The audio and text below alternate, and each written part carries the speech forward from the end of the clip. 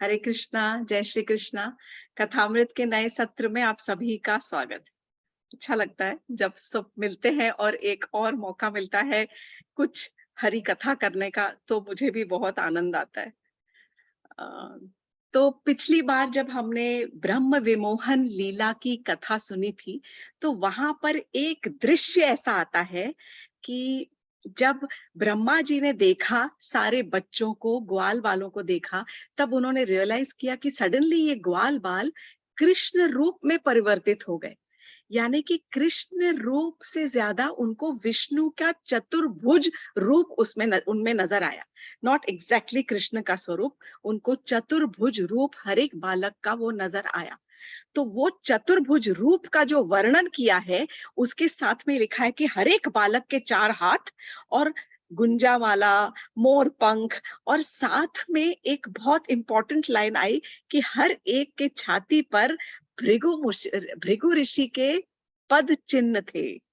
तो then I thought कि before I go to the next story, मैं अगली कथा पर जाने से पहले ये जो भृगु ऋषि के जो पद चिन्ह की कथा है, इसको मुझे जरूर आपको कहानी सुनानी है। तो बहुत इंटरेस्टिंग है, रोचक कथा है, और इसी कथा को आज हम सुनेंगे।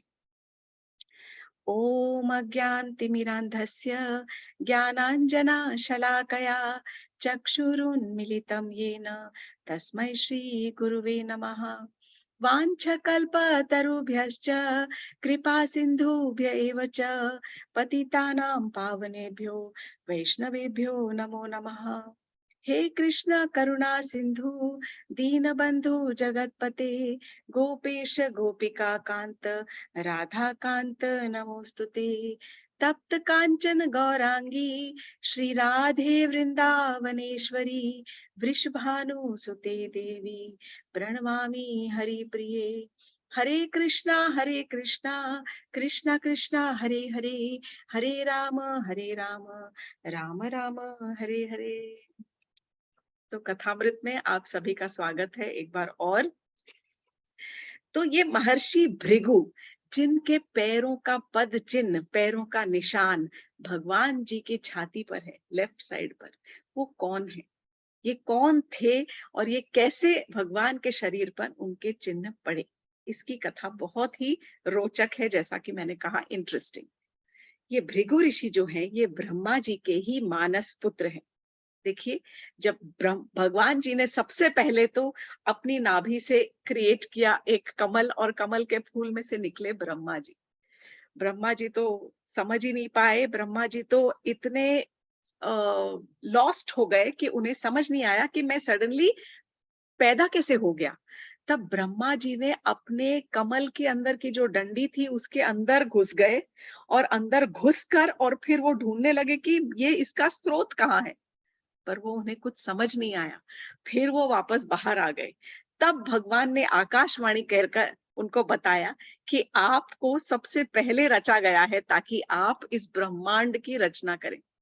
ये जो कथा है, ये जब मैं एक रिकॉर्ड करके जरूर अपलोड करूंगी इस वीडियो को। जो ब्रह्मा जी की जो स्तुति है, कुछ लोगों ने बोला है कि आप स्तुतियों का वर्णन करें, तो मैं वो अलग से एक कथा करके और उसको मैं वीडियो बना के भेज दूंगी कि ब्रह्मा जी की जो प्रार्थनाएं थी, स्तुति थी, उसके अंदर उन्होंने अपने ये थोड़े से एक्सपीरियंसेस बताए और किस प्रकार उन्होंने प्रभु की का सुंदर वर्णन करके और उनसे क्षमा मांग के और उनकी प्रार्थना की है। तो वो सब प्रार्थना के बहुत सारे श्लोक हैं, उसमें स्टोरी एक्चुअली कुछ नहीं, बट फिर भी हमारी हर एक स्टोरी का जो बेसिक है, इट कम्स बैक टू कि हम स्टोरीज डिस्कस ही क्यों करते हैं, ताकि हमें ये एहसास हो जाए कि हमारी जो तुच्छता का एहसास हो जाए, हमारी जो अणुता है, हमारा जो लिमिटेड लिमिटेड से भी छोटा छोटा छोटा हमारी जो व्यक्तित्व की जो हमारी जो अस्तित्व है, हमारा अस्तित्व केवल अणु मात्र ही है, उसका भी अगर हमें एहसास हो जाता है तो हमारी भक्ति हमेशा बढ़ेगी।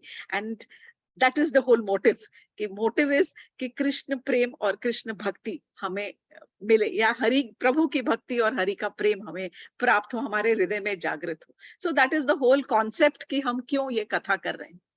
तो जब ये ब्रह्मा जी ने फिर रचना शुरू किया, तब उन्होंने कई व्यक्तियों को पैदा किया, मतलब रचा।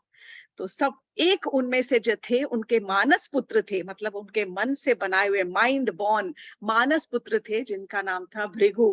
और यही है भृगु ऋषि। ब्रह्मा जी ने इनको रचा, अर्थात ब्रह्मा जी के ये पुत्र हैं भृगु ऋषि। उसके बाद इन्होंने ही ब्रह्मा जी को काफी मदद की है सारे ब्रह्मांड की रचना करने के लिए। भगवत गीता के 10वें अध्याय के 25वें श्लोक में कृष्ण भगवान जी कहते हैं, महर्षि नाम भृगुर अहम, महर्षि नाम भृगुर अहम, अर्थात महर्षियों में, महाऋषियों में मैं भृगु हूं। गिरम अस्मि एकम अक्षरम, अर्थात अक्षरों में मैं एक ओमकार हूं।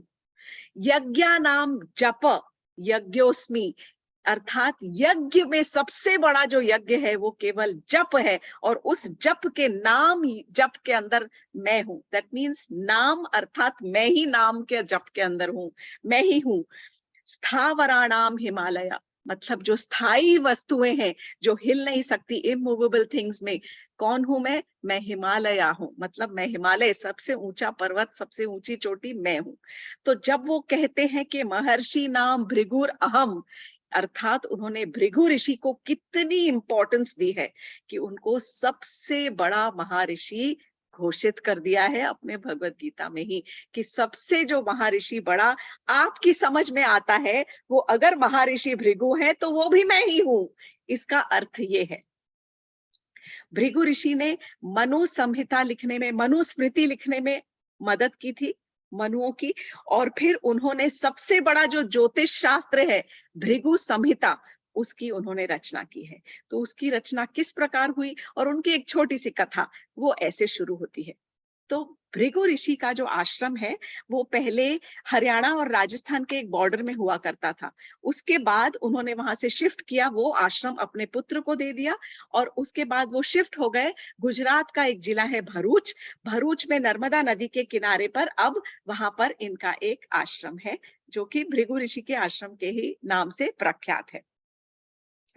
एक बार बहुत सारे ऋषियों ने, सारे बड़े बड़े ऋषियों और मुनियों ने एक भव्य जो यज्ञ है उसका आयोजन किया। सरस्वती नदी के किनारे पर उन्होंने एक भव्य यज्ञ का आयोजन किया, और उसमें यज्ञ में भृगु ऋषि भी थे। ये यज्ञ क्यों किया गया, मैं कई बार बता चुकी हूँ कि सारे के सारे जो ऋषि हैं, मुनि हैं, साधु हैं, इनका एक बहुत इंपॉर्टेंट ध्येय ये भी होता है कि ये कई बार यज्ञ करते हैं सारे मानवता के कल्याण के लिए। ये बड़े बड़े ब्राह्मण हैं, वेद पाठ पढ़े हुए आचार्य हैं, जिनको बहुत ज्यादा ज्ञान है, बुद्धिमान है, वाइज है, इंटेलिजेंट है, और ये चाहते हैं कि सारी जो सृष्टि है, सारे निर्माण किए हुए जो व्यक्ति हैं, सारे जो जीवात्माएं हैं, उनको थोड़ा सा ये ज्ञान हो जाए कि उनकी एक्चुअल पोजीशन क्या है और उनको अपने जीवन में क्या करना चाहिए। और उनकी भलाई के लिए, उनके कल्याण के लिए कई बार ये बड़े बड़े यज्ञों का आयोजन करते हैं। तो उस वक्त क्या हुआ कि जब उन्होंने ये सरस्वती नदी के किनारे ये आयोजन किया नदी उसका, तब उसी वक्त यज्ञ के आयोजन में नारद मुनि वहां पर पधारे। जब नारद मुनि वहां पर पधारे तो उन्होंने सबको शाबाशी दी और वाहवाही की, और सबकी पीठ थपथपाई, अरे वाह बड़ा सुंदर कार्य कर रहे हैं आप लोग सब। पर मुझे एक नारायण नारायण, नारद मुनि बोलते, मुझे मेरे मन में एक छोटा सा प्रश्न है। तो सारे जो मुनि जमा हुए थे वहां पर, ऋषि मुनि, उन्होंने कहा, कहिए नारद मुनि क्या प्रश्न है। तो बोले, आप इतना बड़ा जो यज्ञ कर रहे हो, इस यज्ञ का यज्ञ पुरुष कौन होगा, अर्थात इस यज्ञ को जो आप जो भी आहुतियां दोगे, तो कोई भी यज्ञ का एक प्रधान व्यक्ति होना चाहिए। इस यज्ञ का प्रधान व्यक्ति कौन होगा। सारे ऋषियों मुनियों को उन्होंने सोच में लगा दिया। ही सेट देम थिंकिंग कि अरे हाँ, ये तो हमने सोचा ही नहीं। बहुत बड़ा यज्ञ था, probably it was the first time that was happening, कि कौन होगा इसका यज्ञ पुरुष। तब उस समय नारद मुनि ने भृगु ऋषि को बुलाया कि महर्षि भृगु ऋषि, आप तो महर्षि हैं, ये कार्य मैं आपको सौंपता हूं कि ये कार्य आप करेंगे, कि आप पता लगाएंगे कि ब्रह्मा जी और भगवान विष्णु और महेश्वर जो है शिव जी के बीच में ऐसा कौन है जो यहाँ पर यज्ञ पुरुष को हम जिनको स्थापित कर सकें, जो सब इनमें से उत्तम है और उच्च कोटि के स्थिर व्यक्तित्व के हैं, ऐसे कौन है? और जो पूर्ण पुरुषोत्तम भगवान होंगे उनको ही हमें यज्ञ पुरुष घोषित करना पड़ेगा। जब महर्षि भृगु को ये आज्ञा मिली और ये कार्य करने के लिए उनको नियोजित किया गया, तो उन्होंने विनम्र भाव से हाथ जोड़कर ऋषिवर को प्रार्थना की कि जो आज्ञा नारद मुनि, जैसा आप कहेंगे वैसा ही मैं करूंगा। महर्षि भृगु उसी वक्त निकल पड़े। सबसे पहले वे अपने पिता के द्वार पर गए, ब्रह्मा जी के द्वार पर। खटखटाने की जरूरत नहीं पड़ती है पिता के द्वार पर, वो ऐसे ही अंदर पहुंचे पर द्वार पर जाकर खड़े हो गए। चुपचाप खड़े रहे, देखते रहे। देख रहे हैं तो ब्रह्मा जी व्यस्त हैं। क्या कार्य में व्यस्त हैं? वो वेदों की लिखाई कर रहे थे, वो वेद लिख रहे थे। तो उन्होंने ध्यान ही नहीं दिया कि कौन उनके द्वार पर आकर खड़ा हो गया। भृगु ऋषि ने एक बार प्रार्थना की, हे हे ब्रह्मा जी, हे ब्रह्मदेव, पर ब्रह्मा जी को सुनाई नहीं पड़ा, उन्होंने ध्यान नहीं दिया। देखिए कई बार ऐसा हमारे साथ भी होता है। दैट इज नॉट मीन कि हम जानबूझ के करते हैं। कभी कभी हम कोई कार्य में इतने लग्न हो जाते हैं, मग्न हो जाते हैं कि हमें ध्यान नहीं होता है कि आस पड़ोस में क्या हो रहा है। उसी प्रकार ब्रह्मा जी ने ध्यान नहीं दिया, और जब ध्यान नहीं दिया, अपने वेदों की लिखाई लिखते गए, तब भृगु ऋषि को क्रोध आया और भृगु ऋषि ने क्रोध में कुछ अनचाहे वाक्य कह दिए, कुछ ऐसे वाक्य शायद जो उन्हें नहीं कहने चाहिए थे। तब माता सरस्वती वहां पर मौजूद थी और उन्होंने तुरंत ब्रह्मा जी को, जब जब भृगु ऋषि को क्रोध आया तो ब्रह्मा जी ने ऊपर उठकर देखा और वो भी क्रोधित हो गए कि कोई बच्चा जिसको मैंने पैदा किया है वो मुझसे इस प्रकार कैसे बात कर सकता है। और वो उस समय गुस्से में, क्रोध में श्राप देने ही वाले थे कि माता सरस्वती ने उनको शांत किया। शांत करने के बाद में और उनसे समझाया कि शांत रहिए, बालक है, कोई बात नहीं। बालकों की जो गलतियां होती हैं वो बड़े ही नहीं माफ करेंगे, क्षमा करेंगे तो, और इसमें आपका ही बड़प्पन है। तब ब्रह्मा जी तो शांत हो गए, परंतु भृगु ऋषि ने कहा ऐसा कि हे ब्रह्मदेव, आपको तो फुर्सत ही नहीं है। जब आपके द्वार पर कोई खड़ा हुआ व्यक्ति आपको दिखाई नहीं पड़ता, आपको समझ नहीं आता है कि कौन आकर खड़ा हुआ, यही नहीं आपको एहसास होता, तो उसकी जो भी तकलीफ है वो आपको कैसे समझ में आएंगी? आपको तो होश ही नहीं है, यू आर नॉट बॉदर्ड। तो उन लोगों की जो समस्याओं का समाधान तो फिर आप कर ही नहीं सकते। आप तो केवल रचना करके छोड़ देते हो, फिर बाकियों की जिनकी भी समस्या है, प्रॉब्लम है, आपको उससे कोई लेना देना नहीं। मैं आपको श्राप देता हूं, क्योंकि आपने केवल रचना करके लोगों को क्रिएट करके और उनको यूं ही उनके हाल पर छोड़ दिया है। आपको उनकी कोई समस्याओं की परवाह नहीं, और ना ही आपको इंटरेस्ट है कि आप उनकी समस्याओं का समाधान कर सको। मैं आपको श्राप देता हूं कि इस पूरे जगत में आपकी कभी भी कहीं भी आपकी आराधना, आपकी पूजा नहीं होगी, क्योंकि आपकी पूजा करके किसी को क्या ही प्राप्त होगा? आप किसी की कभी भी कोई समस्या नहीं समाधान कर सकते। ब्रह्मा जी चौंक गए, मेरा ही पुत्र और आज मुझे श्राप दे रहा है। उन्हें अपनी गलती का एहसास हुआ। उन्होंने अपने पुत्र से क्षमा मांगी। बोले, मैं महर्षि भृगु, मैं आपसे क्षमा प्रार्थी हूँ। मैं समझ सकता हूँ कि मुझसे दोष हुआ है, मुझसे गलती हुई है, आप मुझे क्षमा कीजिए। तब उस समय भृगु ऋषि ने कहा कि ठीक है, मैं अब जो श्राप दिया है आप भी जानते हैं कि मैं वो वापस नहीं ले सकता, परंतु सारे संसार में, सारे जगत में केवल एक ही जगह पर आपकी आराधना की जाएगी, एक ही जगह पर आपका मंदिर होगा, और वो है पुष्कर में। तो पूरे संसार भर में केवल एक ही मंदिर है पुष्कर में, जहां पर ब्रह्मा जी की एक्चुअल में पूजा आराधना की जाती है। उसके बाद भृगु ऋषि को तो आगे का कार्य संपन्न करना था। वो वहां से निकल गए और सीधा वहां से पहुंचे कैलाश। कैलाश पर कौन रहते हैं? हमारे प्रिय शिव जी। शिव जी वहां पर पार्वती जी के साथ में अपने अंतर कक्ष के अंदर विराजमान थे। बाहर नंदी जो थे, वो उनके जो सेवक हैं, वो बाहर खड़े थे, बॉडीगार्ड सेवक के रूप में, वहां पर द्वारपाल के रूप में वहां पर खड़े थे। जब महर्षि भृगु पहुंचे, उन्होंने हाथ जोड़कर नमस्कार किया, प्रणाम किया और कहा कि हे नंदी, मैं शिव जी से भेंट करना चाहता हूँ, मुझे बहुत एक जरूरी कार्य है, बहुत आवश्यक कार्य है। कृपया उनसे कहिए कि महर्षि भृगु आए हैं, वे इनसे भेंट करना चाहते हैं। नंदी ने तो उनकी बात सुनकर कहा, सॉरी, आपको मैं अंदर नहीं जाने दे सकता, क्योंकि अंदर शिव जी जो है वो माता पार्वती के साथ में कुछ आवश्यक वार्ता कर रहे हैं, तो मैं आपका संदेश भी नहीं पहुंचा सकता। भृगु ऋषि ने उनसे बहुत आग्रह किया कि आप समझने की कोशिश कीजिए, ये बहुत आवश्यक कार्य है, हमारा एक बहुत बड़ा यज्ञ हो रहा है, उसके बारे में मुझे उनसे कुछ प्रश्न पूछने और मुझे उनसे कुछ चर्चा करनी है। लेकिन नंदी एक एक बात सुनने को ही तैयार नहीं थे, और नंदी ने बिल्कुल उनकी बात को बंद कर दिया और कहा कि सॉरी, मुझे क्षमा कीजिए, ये मेरे बाहर है, मेरे परव्यू के बाहर है, मैं आपको अंदर नहीं आने दे सकता हूं, अंदर शिवजी व्यस्त हैं। जब उन्होंने ये कह दिया तो भृगु ऋषि को आया गुस्सा। देखिए, अब यहां भी समझिए कि ये भी जो स्थिति है ये शिवजी के बाहर है, it is out of his control. तब नंदी ने जब मना कर दिया तो भृगु ऋषि को आया गुस्सा, और उन्होंने तुरंत एक और श्राप दे डाला और कहा कि हे प्रभु शिव से कह देना कि मैं आज उनको श्राप देता हूं कि आज के बाद सारे संसार में उनकी जब भी पूजा की जाएगी तो केवल एक लिंग के रूप में पूजा की जाएगी, ना कि उनके शिव जी के रूप में की जाएगी। अब यहाँ पर मैं थोड़ा सा एक ऑफ टॉपिक जाके 1 मिनट का एक ये क्लैरिफाई करना चाहूंगी कि व्हाट इज ये शिवलिंग, अर्थात लिंग के रूप में जब हम कहते हैं कि प्रार्थना की जाएगी, सो जो लोगों के मन में जो गलत धारणाएं हैं कि लिंग अर्थात कोई जनन इंद्रिय, सॉरी, ये ऐसा नहीं है। लिंग का अर्थ होता है, संस्कृत जो शब्द है वो इतना सुंदर और इतना प्योर, पवित्र, मतलब प्योर क्लीन लैंग्वेज है।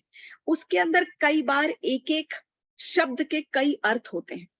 एग्जाम्पल देती हूँ, जैसे मैं अर्थ की बात कर रही हूँ अभी। अर्थ माने पैसा भी होता है और अर्थ माने मीनिंग भी होता है कि अर्थ, आप देख लीजिए, संस्कृत में अर्थ का मतलब होता है पैसा, money, and earth also means meaning. ये 2 शब्द हैं।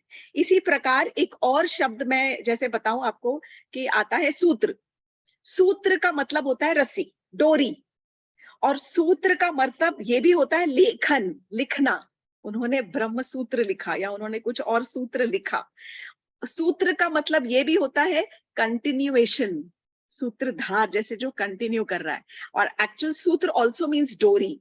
इसी प्रकार जो लिंग शब्द है उसका संस्कृत में कई अर्थ हैं।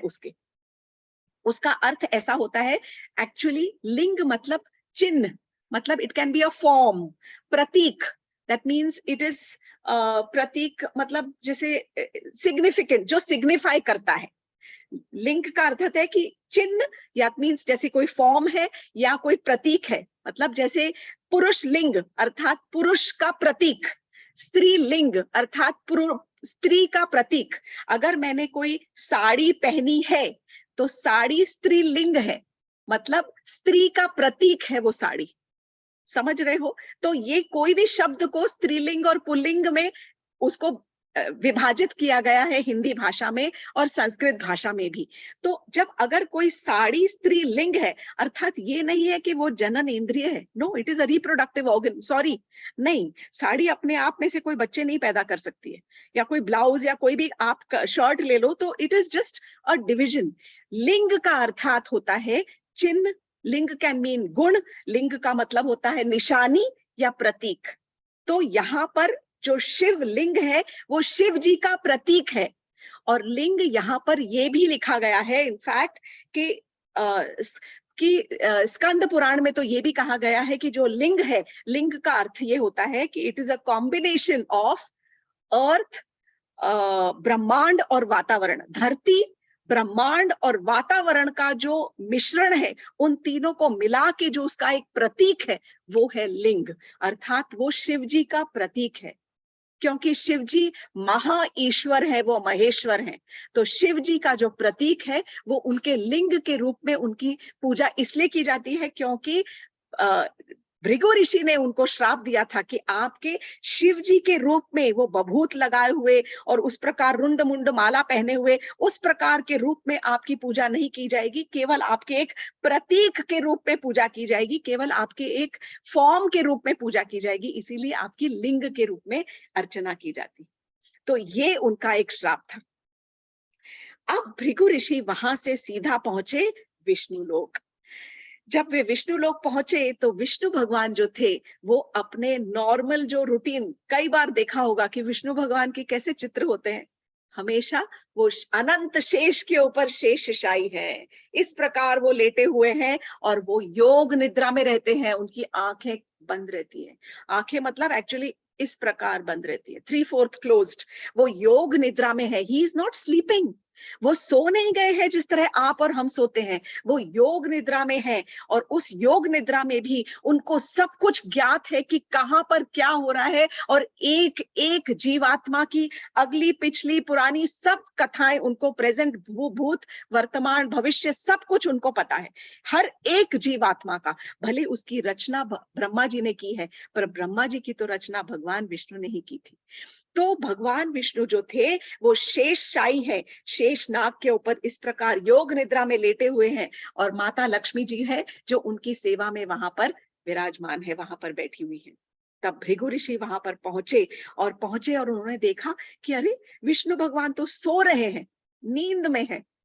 और उस वक्त उन्होंने कुछ कहने की कोशिश की, बिना अनुमति के घुस गए। एक तो वहां पर तुरंत बिना आज्ञा मांगे वहां पर बिना अनुमति के घुस गए, और उन्हें लगा कि अरे मैं आया और इन्होंने मुझे देखा तक नहीं, ये तो सो रहे हैं, सारी दुनिया को छोड़ के निश्चिंत होकर सो गए।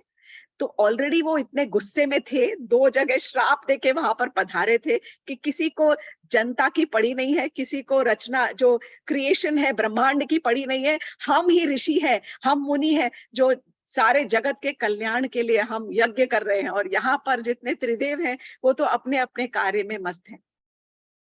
तब भृगु ऋषि को आया क्रोध, और क्रोध में जाकर सीधे, और उन्होंने अपने राइट पैर से, सीधे दाएं पैर से उन्होंने जोर से एक लात मारी भगवान जी की छाती पे। और विष्णु भगवान की छाती पे जोर से जो लात मारी तो भगवान जी ने आंखें खोली। आंखें खोलकर तुरंत वो उठकर खड़े हो गए, और उठकर उन्होंने हाथ जोड़कर प्रणाम किया कि हे ब्राह्मण देव, क्योंकि वे ब्राह्मण है, हे ब्राह्मण देव, हे भृगु मुनि, हे महर्षि भृगु, आप मेरा प्रणाम स्वीकार कीजिए। हम कहते हैं कि भगवान तो ब्राह्मणों और गायों की रक्षा करते हैं, गो ब्राह्मण हिताय च, गायों की और ब्राह्मणों के हित में वो उनका जीवन चलता है। वो केवल यही चाहते हैं कि ब्राह्मण का भला हो और गायों का भला हो। और यहाँ पर उन्होंने उसको एक्चुअली प्रदर्शित कर दिया। उन्होंने हाथ जोड़कर और उनसे कहा कि हे महर्षि भृगु, मुझे क्षमा करें, मेरी जो छाती है वो तो बहुत शक्तिशाली है। कैसी शक्तिशाली है कि जैसे महान पर्वत की तरह वो शक्तिशाली है, परंतु आपके चरण तो बहुत ही कोमल हैं, और मैं जानता हूं कि आपके चरणों को जरूर कोई चोट पहुंची होगी। उस चोट के लिए मैं क्षमा प्रार्थी हूँ, मुझे क्षमा कर दें कि मुझे आपने जो मुझे मारा उसकी वजह से आपके चरणों को चोट लगी है, उसकी वजह से मैं आपसे क्षमा मांगता हूँ। भृगु ऋषि वाज शॉक्ड कि जब आप, मतलब उनको ग्लानि होनी चाहिए थी, उन्हें क्षमा मांगनी चाहिए थी कि भृगु ऋषि ने उनकी छाती पर लात मारी, यहाँ पर तो विष्णु भगवान उठकर हाथ जोड़कर उनसे क्षमा मांग रहे। भृगु ऋषि का मन एकदम द्रवित हो गया, उन्हें लगा कि मैं कहाँ अपना सिर छुपा दूं, बहुत शर्म आने लगी। उन्होंने हाथ जोड़कर सिर झुका लिया, और सिर झुकाकर वो प्रार्थना करने लगे, और उन्होंने कहा कि हे प्रभु, आप तो बहुत महान हो, आप सच में, आज मुझे ज्ञात हुआ कि आप पूर्ण पुरुषोत्तम भगवान हो, आप सबसे ऊंचे हो, सबसे महान हो, आप मुझे क्षमा करें। मैं आपकी कोई भी, कितनी भी आपकी प्रशंसा करूं, कितनी भी स्तुति करूं, मैं कहीं पर भी आपकी स्तुति करने के योग्य भी नहीं हूं, आप केवल मुझे क्षमा कीजिए। विष्णु भगवान हंसते रहे, अपनी सुंदर सी मुस्कुराहट से खाली हाथ जोड़कर उन्होंने उसको आशीर्वाद दे दिया उनको।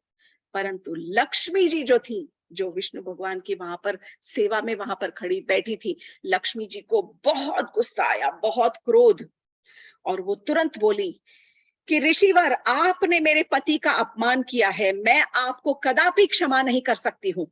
मैं आज आपको श्राप देती हूँ। आपको ही क्या, आपके सारे ब्राह्मण समुदाय को और ब्राह्मण समाज को ये श्राप देती हूँ कि आपका सारा का सारा ब्राह्मण जो समाज है वो मेरी कृपा से युक्त रहेगा, मतलब विमुख रहेगा, उनके ऊपर मेरी जरा भी कृपा नहीं होगी। अर्थात व्हाट डज दिस मीन, मेरी कृपा नहीं होगी, अर्थात लक्ष्मी जी की कृपा नहीं होगी। वो सारा का सारा समुदाय जो है हमेशा दरिद्र रहेगा, गरीब रहेगा। और इस प्रकार इतना बड़ा जब श्राप दे दिया तो भृगु ऋषि चुप रहे, क्योंकि उन्होंने कुछ सीख लिया था विष्णु भगवान से। यही बड़प्पन होता है, जो बड़े लोगों के जो क्वालिटीज होती है, कि किसी और से अगर कुछ एक क्वालिटी सीखने की, जब उन्होंने गुस्सा किया, क्रोध किया, परंतु विष्णु भगवान तो एकदम शांत थे। उन्होंने सीख लिया कि कोई और क्रोध में आए तो हम शांत हो जाएं, उसमें हमारी भलाई है। भृगु ऋषि ने हाथ जोड़कर, सिर झुकाकर और माता से क्षमा मांगी, शांत बैठे रहे और कहा कि हे माता, मुझसे बहुत बड़ा अपराध हुआ है। आप जो जो भी श्राप देना चाहती हैं वो हमें शिरोधार्य है, परंतु आपसे मैं केवल एक कथा सुनाना चाहता हूँ, एक आपको एक चीज बताना चाहता हूँ कि ये जो भी मैंने आज किया, ये मैंने अपने मन से नहीं किया। मुझे नारद मुनि ने एक कार्य दिया था करने के लिए। माता, हम सारे जो ऋषि हैं, हम सरस्वती नदी पर बैठकर, इतने बड़े बड़े ऋषि मुनि आए हैं और सब वहां पर एक बहुत बड़े यज्ञ का उन्होंने आयोजन किया है सारी मानवता के कल्याण के लिए। तब नारद मुनि ने मुझे ये कार्य सौंपा था कि तुम जाओ और सारे लोकों में जाकर और ये पता करके लाओ कि यज्ञ पुरुष किसे बना सकते हैं, कौन पूर्ण पुरुषोत्तम भगवान है और कौन सबसे बड़े हैं जिनको हम इस यज्ञ में प्रधानता दे सकते हैं। मैं तो अपना कार्य कर रहा था माता, पर मुझसे बहुत बड़ी भूल हुई है और बहुत बड़ा अपराध हुआ है। मैं आपका अपराधी हूँ। आप जो दंड देना चाहें आप मुझे दे सकती हैं, पर मेरी वजह से आप सारे ब्राह्मण समाज को इतना बड़ा दंड ना दें। ये जब उन्होंने कहा, तब माता लक्ष्मी का हृदय जो था थोड़ा सा पसीज गया, और तब माता लक्ष्मी ने भृगु ऋषि से कहा कि हे मुनिवर, श्राप जो दिया वो दिया, परंतु उस श्राप के अंदर मैं एक सप्लीमेंट जोड़ रही हूँ, ऐड कर रही हूँ और वो सप्लीमेंट ये है कि जो ब्राह्मण, ब्राह्मण तो दरिद्र ही रहेंगे, परंतु जो ब्राह्मण कभी विष्णु भगवान की अर्चना करेगा और प्रार्थना करेगा, उस पर मेरी कृपा हमेशा रहेगी, उसको मैं कृपा बरसाती रहूंगी उस पर। और आज आप भृगु ऋषि, मैं आपको एक और सुझाव देना चाहती हूँ, आपको एक प्रस्तावना देना चाहती हूँ। आप भृगु संहिता की रचना कीजिए, और उस भृगु संहिता की रचना से जब आप करेंगे, तब उससे सारे ब्राह्मण समाज का थोड़ा और कल्याण होगा और वो उनकी जीविका चलाने में उनको सहायता करेगा। तब उन्होंने, लक्ष्मी जी ने उनको आशीर्वाद दिया, और विष्णु भगवान से वे आशीर्वाद प्राप्त करके पुनः जो भृगु ऋषि थे वो सरस्वती नदी के किनारे आ गए। सारे बैठे हुए, जमा हुए सारे ऋषियों और मुनियों को उन्होंने सारी ये कथा कह सुनाई। नारद जी भी वहीं पर बैठे हुए थे। जब ये कथा कही, उसके बाद उन्होंने भगवान विष्णु को यज्ञ पुरुष के रूप में एक्सेप्ट किया, और वहां पर वो महान यज्ञ का आयोजन हुआ। इसके बाद भृगु ऋषि ने सारी जीवात्माओं की जितनी भी, मतलब मैं जन्मपत्री बोलूंगी, सब एकत्रित करके और भृगु संहिता की रचना की है। अर्थात व्हाट इज भृगु संहिता? भृगु संहिता वो पुस्तक है या वो मैन्युस्क्रिप्ट है जिसके अंदर एक एक जो जीव है, हर एक जीव की जन्मपत्री, कुंडली, पास्ट, प्रेजेंट एंड फ्यूचर, सब कुछ उसके अंदर लिखा हुआ है। ये समय का खेल है और कली का प्रभाव है। तो जब कली का प्रभाव से बहुत सारे जो इसके पन्ने हैं वो नष्ट हो गए हैं और सब चले गए, जैसा कि हम कई बार देखते हैं कि कली के प्रभाव से बहुत सारे जो दिव्य स्थल हैं वो भी नष्ट हो गए हैं। बहुत सारे जो जगहें हैं, क्रीड़ा स्थली थी प्रभु की, वो भी गायब हो गई है, लुप्त हो गई हैं। और कली का प्रभाव कैसे होता है? जब हम बोलते हैं कि भगवान की इच्छा के अनुसार पत्ता भी नहीं हिल सकता, तो कली को भी तो भगवान ने ही अंदर आने की आज्ञा दी है, क्योंकि कलयुग का समय है और घोर कलयुग बढ़ता ही जाने वाला है। और कलयुग में केवल एक नाम आधारा, केवल एक नाम ही तो है जो हमें कलयुग में बचा सकता है। तो भृगु ऋषि ने इस प्रकार ये ब्रह्म संहिता का लेखन किया है। आज भी भृगु संहिता के कुछ जो पार्ट्स हैं, कोई कोई जगह पर कुछ कुछ ब्राह्मणों के पास है, कुछ साउथ इंडिया में है, कुछ हरियाणा, मतलब अलग अलग जगह पर आपको ये मिलेंगी इसके पन्ने। और कई लोग हैं, कई ब्राह्मण हैं जो आज भी भृगु संहिता में से कई बार आपका नाम ढूंढकर और आपको आपका पूरा पास्ट, प्रेजेंट और फ्यूचर बता देते हैं।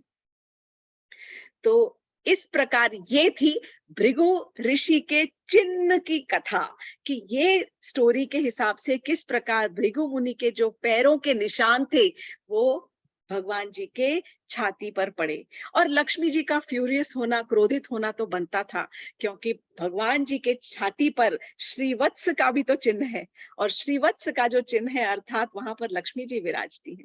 तो लक्ष्मी जी का विराजने की जगह स्थान पर जब भृगु ऋषि ने वहां पर उनको लात मारी, तो फिर लक्ष्मी जी का क्रोधित होना तो बनता था। तो यहाँ पर बस सिंपल सा एक ही है, इस कथा से बार बार यही हमें कुछ जो भी हम सीख लेते हैं कि क्रोध सबको आता है, पर क्रोध को शांत करने के लिए जब हम ऐसे, जब स्वयं भगवान विष्णु हमें उदाहरण दे रहे हैं कि किस प्रकार हम विनम्रता से, हम ब्राह्मणों के और जो मतलब ज्ञानी लोग हैं उनके हम क्रोध को स्वीकार करें, तो उसमें कोई कमी नहीं हो जाती, कोई भलाई ही होती है, कोई कमी नहीं होती। और जैसा कि हम देख रहे हैं कि कलयुग के प्रभाव में केवल एक ही हमारा सहारा है, और वो है हरि का नाम। तो भगवान के नाम को जपा कीजिए, जपने से ही हमारा उद्धार होने वाला है। और यहीं पर मैं आज के कथामृत को समाप्त करती हूँ, विराम करती हूँ। Hare Krishna, thank you very much.